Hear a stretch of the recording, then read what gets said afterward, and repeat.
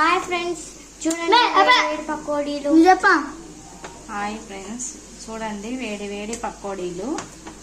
2 కప్పులు శనగపిండి, 5 ఉల్లిగడ్డలు, కొంచెం సరిపడా కొంచెం ఉప్పు, 1 టేబుల్ స్పూను కారం, కొంచెం కొత్తిమీర, కొంచెం కరివేపాకు, ధనియాలు చిటికెడు, పిండి వేసి కలుపుకోవాలా. నీళ్ళు వేసి కలుపుకోవాలి. అన్నీ కోసుకొని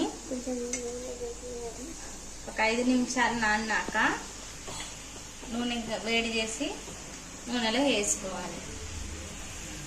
రెడీ పకోడీ. వేడి వేడి పకోడీ రెడీ. నాకు చెప్పడం అయితే రాదు, చేయడం అయితే వస్తుంది. చూడండి ఇదే పకోడీ అయిపోయింది. ఇంకా రాండి. వేడి వేడి స్వీట్ బోండాలు.